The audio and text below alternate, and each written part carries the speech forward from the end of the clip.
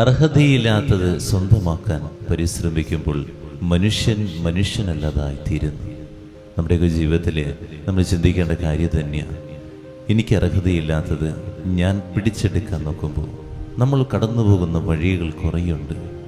ആ വ്യക്തിയുടെ കണ്ണുനീര് വീഴ്ത്തിയിട്ട്, ആ വ്യക്തിയെ ലഭിക്കേണ്ട സന്തോഷം നഷ്ടപ്പെടുത്തിയിട്ട്, ആ വ്യക്തിയുടെ കുടുംബത്തെ തന്നെ നഷ്ടപ്പെടുത്തിയിട്ട് ചവിട്ടി മെതിച്ചിട്ടാണ് നമ്മൾ കടന്നു പോവുക.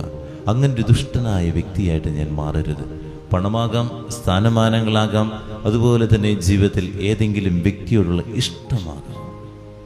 ഇത്രയും കാര്യങ്ങൾ നമ്മുടെ ജീവിതത്തിലേക്ക് കയറിക്കഴിഞ്ഞാണ്ടല്ലോ, അത് നേടാൻ വേണ്ടി നമ്മൾ ഏത് ദുഷ്ട മാർഗത്തിലൂടെയും കടന്നു പോകുന്ന വ്യക്തികളായിട്ട് മാറിക്കൊണ്ടിരിക്കുക ഈ കാലഘട്ടം. പണം സമ്പാദിക്കാൻ വേണ്ടി ചതിയും വഞ്ചനയും, അല്ലെങ്കിൽ സ്ഥാനമാനങ്ങൾ നേടാൻ വേണ്ടി വലിച്ചിടുന്ന, അല്ലെങ്കിൽ അവനെ കള്ളക്കേസിൽ കുടുക്കുന്ന, നമുക്കറിയാലോ, മയക്കുമരുന്ന് വരെ തൻ്റെ അമ്മായിമ്മയുടെ വണ്ടിയിൽ വെച്ച് നശിപ്പിക്കാൻ വേണ്ടി നോക്കിയ മരുമകൾ.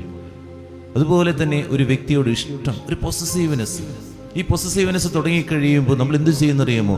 ആ വ്യക്തിയെക്കുറിച്ച് ഇല്ലാത്ത കാര്യങ്ങളൊക്കെ മറ്റേ വ്യക്തിയുടെ അടുത്ത് വന്ന് ഇങ്ങനെ പറഞ്ഞ് പറഞ്ഞ് പറഞ്ഞ് പറഞ്ഞ് ആ വ്യക്തിയുടെ ഉള്ളിൽ ഒരു ദുഷ്ടത, ദേഷ്യം ഇങ്ങനെ വളർത്തും.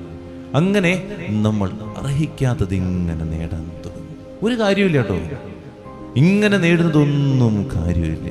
അത് അവസാനം അവൻ്റെ എന്താന്ന് വലിച്ചെറിയും. കർത്താവ് പുറത്തേക്ക് വലിച്ചെറിയുകയാണ്. മനുഷ്യരുടെ ഇടയിൽ ഇതൊക്കെ നേടിക്കഴിയുമ്പോൾ ഒരിക്കൽ അവൻ ഈ കണ്ണുനീര് കുടിപ്പിച്ചവരുടെ കണ്ണീരൊക്കെ അവൻ്റെ തലയിൽ ഇങ്ങനെ വീണ് കിടക്കുക.